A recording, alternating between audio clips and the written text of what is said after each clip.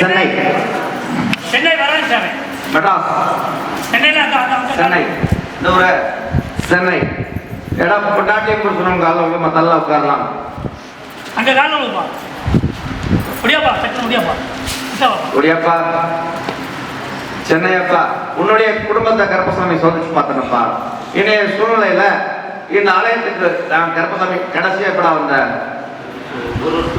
ஒரு ஆண்டு ஆயிடுச்சு என்னை வந்து பார்க்கல முதல்ல உட்கார்றா ஃபோன் பண்ணி சொல்லி உடம்பு போயிட்டு என்னால் வர முடியாது. அதாட்ட உன் குடும்பத்தை பார்த்தேன், உன் கட்டுமனை பார்த்தேன். சுமார் இந்த ஆண்டு இந்த கோயிலுக்கு எத்தனை ஆண்டு ஆகுது? 9 ஆண்டு ஆச்சு. 9 ஆண்டுக்கு முன்னாடி எத்தனாம் ஆண்டு? 9 ஆண்டு ஆச்சு. 9 ஆண்டுக்கு முன்னாடி இந்த ஆலயத்துக்கு வரும்பொழுது கருப்பசாமி வரும்போது தொழில் அமைச்சு தரேன் அப்படின்னு சொன்னேன். உன் தாய் என்னுடைய மண்ணுக்கு வரும்பொழுது இவனுக்கு ஒரு மாலைப்புறத்தை அமைச்சிடணும் சாமி. நான் மாலை பொறுத்து அமைக்கணும், திருமணம் ஆக மாட்டேங்குதுன்னு கேட்கும் பொழுது நான் வந்து ஒரு பொண்ணை வந்து நினைச்சிருக்கேன் சாமி. நான் கேட்டேன், இந்த பொண்ணை வாழ்க்கை அமைஞ்சா சரியா இருக்கும் அப்படின்னு பொண்ணை அமைச்சு கொடுத்துரு கருப்பசாமின்னு போது அந்த பொண்ணை வந்து பார்த்தோம்னா தான் வீட்டில் வந்து கொடுக்க மாட்டேன்னாங்க. என்ன சொல்லிட்டாங்க? ஆனால் பொண்ணெல்லாம் அரெஸ்ட் பண்ணி வீடு விட்டு ஊர் 4 இடம் விட்டு இடம் மாற்றி வச்சுட்டாங்க.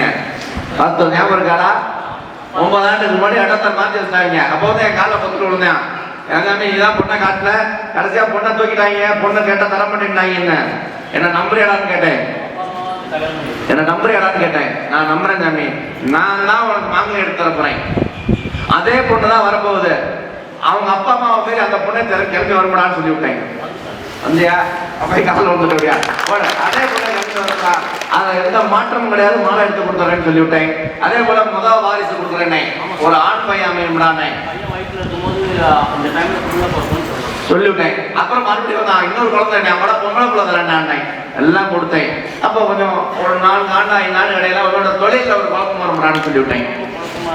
அப்படின்னா உன்னுடைய இடத்துல ஸ்தானத்தில் இருக்கேன் வந்து மறைஞ்சு போவானப்பா, இறந்து போயிட்டேன் அப்படிங்க. அதை சொல்லிவிட்டு அப்படியே வளர்த்து கொடுத்துட்டேன். ஒரு ஸ்தானத்தில் இருக்கேன் வந்து மறைஞ்சு போயிருவேன்.